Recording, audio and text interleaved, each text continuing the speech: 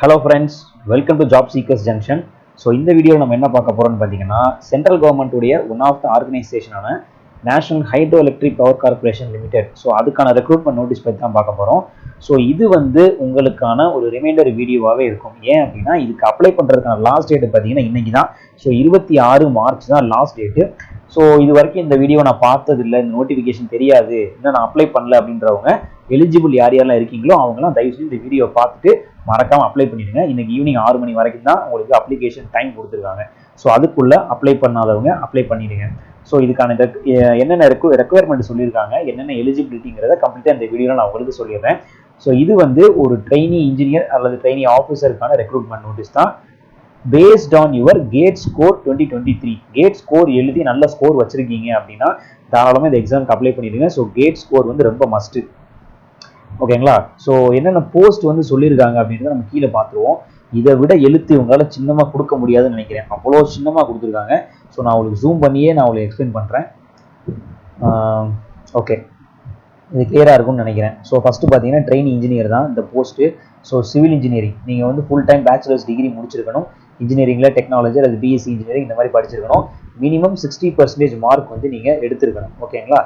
Minimum 60% இருந்தால் தான் நீங்கள் அப்ளை பண்ணுறதுக்கு எலிஜிபிள். ஸோ உங்களுக்கான சேலரி பார்த்தீங்கன்னா மினிமம் 50,000 மேக்ஸிமம் 1,60,000 வரைக்கும் கொடுத்துருக்காங்க. ஸோ எல்லா டிகிரி மேஜருக்குமே அதான் ட்ரைனிங் இன்ஜினியர் மெக்கானிக்கலுக்கு அதே சேலரி தான்.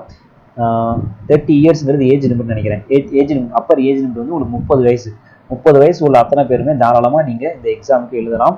So training engineer mechanical, electrical, electronic and communication, அதுக்கப்புறம் பார்த்தீங்கன்னா ட்ரெயினிங் இன்ஜினியர் ஆஃபீஸர், அதாவது ஐடி ஆஃபீஸர், இன்ஃபர்மேஷன் டெக்னாலஜி முடிச்சிருக்கீங்க, ஜுவாலஜி முடிச்சிருக்கீங்க, என்விரான்மெண்டல் டிபார்ட்மெண்ட் அந்த அது ரிலேட்டடான ஆஃபீஸர்ஸ்க்கு எடுத்திருக்காங்க. ஸோ எல்லாருக்குமே சேலரி பார்த்தீங்கன்னா மினிமம் 50,000 மேக்ஸிமம் 1,50,000 வரைக்கும். ஸோ உங்களுக்கான டிகிரி என்னென்ன மேஜர் அவங்க கேட்டிருக்காங்களோ அந்தந்த மேஜரில் நீங்கள் ஃபுல் டைம் பேச்சுலர்ஸ் டிகிரி முடிச்சிருக்கணும் அப்படின்றத அவங்க மென்ஷன் பண்ணுறாங்க. ஸோ மெக்கானிக்கல் இன்ஜினியரிங் பொறுத்த வரைக்கும் பார்த்தீங்கன்னா நீங்கள் மெக்கானிக்கல் முடிச்சிருக்கலாம். Production, thermal engineering, automobile engineering நீங்கள் முடிச்சிருந்தீங்கனாலுமே நீங்கள் அப்ளை பண்ணலாம். அதே மாதிரி எலக்ட்ரிக்கலுக்கு என்னென்ன டிகிரி, என்னென்ன ரெக்குயர்மெண்ட்டுக்கு என்னென்ன டிகிரிங்கிறத அவங்க தெளிவாக கொடுத்துருக்காங்க. ஸோ நீங்கள் அந்த எலிஜிபிலிட்டியில் வரீங்களா அப்படின்றத மறக்காமல் செக் பண்ணிக்கோங்க. ஓகே, இப்போ அடுத்து பார்த்தீங்கன்னா டோட்டல் நம்பர் ஆஃப் வேக்கன்சிஸ் உங்களுக்கு 269 வேக்கன்சிஸ் மொத்தமாக கொடுத்துருக்காங்க. 269 வேக்கன்சி கொடுத்துருக்கான். இதில் பார்த்தீங்கன்னா சிவில் டிபார்ட்மெண்ட்டுக்கு 80 வேக்கன்சி டோட்டலாக, NHPCக்கு 80, அதில் NHDCக்கு 11 வேக்கன்சி தனியாக கொடுத்துருக்காங்க. எலக்ட்ரிக்கலுக்கு 72 வேக்கன்சி, மெக்கானிக்கல் 74 வேக்கன்சி அப்படின்னு சொல்லி ஒவ்வொரு டிபார்ட்மெண்ட்டுக்கும் ஒவ்வொரு வேக்கன்சிஸ் ப்ளஸ் அதை கேட்டகரி வைஸ் பிரிச்சிருக்காங்க. யூஆருக்கு எவ்வளவு, இடபிள்யூஎஸ்க்கு எவ்வளவு, ஓபிசி நான் கிரீமிக்கு எவ்வளவு, SC STக்கு எவ்வளவுங்கிற தனித்தனியாக பிரிச்சிருக்காங்க. டோட்டலாக யூஆருக்கு பார்த்தீங்கன்னா 119 வேக்கன்சி, இடபிள்யூஎஸ்க்கு 23, ஓபிசிக்கு 70, SCக்கு 39, STக்கு 18 வேக்கன்சி. ஸோ நீங்கள் எந்த கேட்டகரியில் வர்றீங்க அப்படின்றத தெளிவாக செக் பண்ணிக்கோங்க. ஸோ இதில் பிடபிள்யூபிடி கேண்டிடேட்ஸ்க்கு, அதாவது person with bench mark disability, அந்த கேண்டிடேட்ஸ்க்கும் என்னென்ன கேட்டகரியில் அவங்களுக்கு எலிஜிபிலிட்டி வரும். அதாவது சில பேருக்கு லோ விஷனாக இருக்கலாம், சில பேருக்கு டெஃப் அந்த மாதிரி ப்ராப்ளமாக இருக்கலாம். ஸோ அந்த மாதிரி கேண்டிடேட்ஸ்க்கு என்னென்ன எலிஜிபிலிட்டி, என்னென்ன வேக்கன்சிஸில் வர்றாங்கன்றதையும் அவங்க தெளிவாக மென்ஷன் பண்ணியிருக்காங்க. ஸோ அடுத்து பார்த்தீங்கன்னா டேபிள் பி, டேபிள் சின்னு தனித்தனியாக அவங்களுக்கு வேக்கன்சியை ஸ்பிளிட் பண்ணி கொடுக்குறாங்க. அதாவது ட்ரெயினிங் இன்ஜினியர் சிவில் டிபார்ட்மெண்ட்டுக்கு மட்டுமே தனியாக ஒரு வேக்கன்சி போட்டிருக்காங்க. ஸோ அவங்களுக்கு ஒரு 3 வேக்கன்சியும் தனியாக பிரித்து வருது. NHPCக்கும் அதாவது ஹைட்ரோ எலக்ட்ரிக் பவர் கார்பரேஷன் டிசின்னு என்னமோ கொடுத்துருக்காங்க, அது என்னன்னு தெரியல. ஸோ அவங்களுக்கு ஒரு வேக்கன்சியும் பிரித்து கொடுத்துருக்காங்க. ஸோ இங்கே தனியாக பார்த்தீங்கன்னா எலக்ட்ரிக்கலுக்கு, மெக்கானிக்கலுக்கு, ஐடிக்கு இதுக்கு தனியாக வேக்கன்சிஸ் 11 வேக்கன்சி ஒதுக்காங்க. இது தனி டிபார்ட்மெண்ட் தான். கான்ட்ராக்டர் அந்த மாதிரி நினைக்கிறேன். ஸோ அது என்னன்றதை எக்ஸாக்டாக நீங்கள் செக் பண்ணிக்கோங்க. உங்களுக்கான ஏஜ் லிமிட், ஏஜ் ரிலாக்ஸேஷனும் இருக்குது. அதாவது மேலே 30 இயர்ஸ் மேக்ஸிமம் ஏஜ் லிமிட் பார்த்தோமா. So upper age limit for SC STக்கும் 5 வருஷமும், ஓபிசிக்கு 3 வருஷமும் அவங்க ஏஜ் லிமிட் பிரித்து கொடுத்துருக்காங்க. ஸோ நீங்கள் எந்த கேட்டகரியில் வர்றீங்க அப்படின்றத நீங்கள் கரெக்டாக செக் பண்ணிக்கோங்க. ஓகே, 3 இயர்ஸ் ஃபார் ஓபிசிக்கு, 5 இயர்ஸ் ஃபார் SC ST கேண்டிடேட்ஸ்க்கு. ஓகே, அதே மாதிரி பிடபிள்யூபிடி கேண்டிடேட்ஸ்க்கு உங்களுக்கு 13 years age limit PWBD candidates மட்டும் கொடுக்குறாங்க. ஸோ எந்த கேட்டகரியில் வரீங்களோ அதுக்கான ஏஜ் ரிலாக்ஸேஷன் நீங்கள் வரீங்களா அப்படின்றத கரெக்டாக செக் பண்ணிக்கோங்க. ஓகே, இப்போ அடுத்து காம்பன்சேஷன் பேக்கேஜ், உங்களுக்கான பேக்கேஜ், அதாவது சேலரி பேக்கேஜ் என்ன மாதிரி இருக்குன்னு பார்த்தீங்கன்னா மினிமம் 50,000 இருக்கும், மேக்ஸிமம் 1,60,000 வரைக்கும் கொடுப்பாங்க பேசிக் பேயே.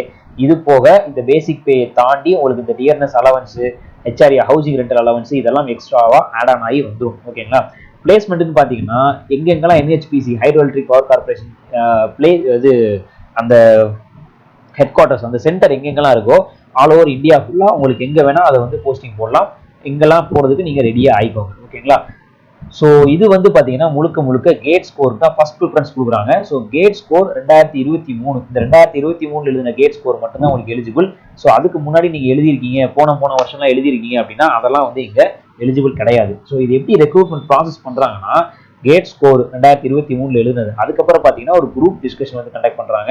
ஸோ அதுக்கப்புறம் பர்சனல் இன்டர்வியூ கண்டக்ட் பண்ணுறாங்க. ஸோ இது எல்லாத்தையும் கம்பைன்டு மார்க் எடுத்து ஃபைனல் தான் உங்களுக்கு போஸ்டிங் வரும். ஓகே.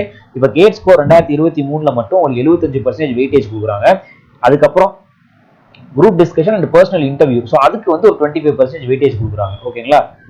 ஸோ இதை நீங்கள் வாங்குற மார்க் தான் கம்பைண்டா உங்களுக்கு ஃபைனல் கட் ஆஃப் வந்து ப்ரிடிக்ட் பண்ணப்படும். கேட் ஸ்கோர் 2023 திரும்பவும் சொல்கிறேன், அதில் எழுதுனது மட்டும்தான் உங்களுக்கு எடுத்துப்பாங்க.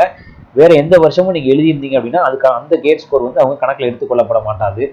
ஸோ அடுத்து பார்த்தீங்கன்னா வேற என்ன, சர்வீஸ் அக்ரிமெண்ட். நீங்கள் இது வந்து ஒரு பாண்டு மாதிரி உங்களுக்கு கொடுக்க சொல்லுவாங்க. ஏன்னா இது வந்து பெர்மனன்ட் ஜாப் தான். நீங்கள் வந்து ஃபர்ஸ்ட் ஒரு 1 இயர் ட்ரெயினியாக இருப்பீங்க, அதுக்கப்புறம் உங்களை பெர்மனன்ட் பண்ணிடுவாங்க. ஸோ அதுல வந்து பார்த்தீங்கன்னா மினிமம் 4 இயர்ஸ் வந்து நீங்கள் இங்கே ஒர்க் பண்ணுற மாதிரி இருக்கும். அதுக்கான ஷூரிட்டி பாண்டு தான் இது.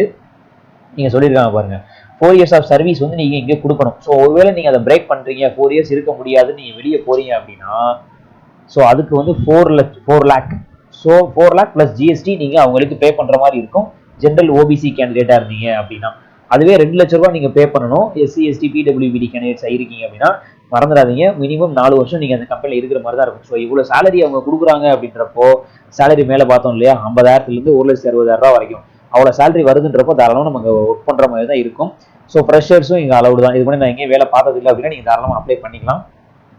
ஸோ எப்படி அப்ளை பண்ணணும்னு பார்த்தீங்கன்னா வேலிட் கேட் ஸ்கோர் உள்ளவங்க உங்கள் கேட் ரெஜிஸ்ட்ரேஷன் நம்பரை வந்து நீங்கள் ஆன்லைனில் அப்ளிகேஷன் நீங்கள் போடணும். ஸோ அதுக்கான வெப்சைட் இதுதான். இந்த வெப்சைட்டில் போய் நீங்கள் லாகின் பண்ணீங்கன்னா இதுக்கான அப்ளிகேஷன் ஃபார்ம் அங்கே இருக்கும். ஸோ அதை வந்து என்னென்ன கேட்குறாங்களோ அதை நீங்கள் அப்ளை பண்ணி கொடுத்துடலாம். இதுக்கான அப்ளிகேஷன் ஃபீஸ் வந்து பார்த்தீங்கன்னா 600 ரூபா. இது வந்து நான் ரீஃபண்டபிள். நீங்கள் அப்ளை பண்ணிடணும், ப்ளஸ் ஜிஎஸ்டியோட வரும்.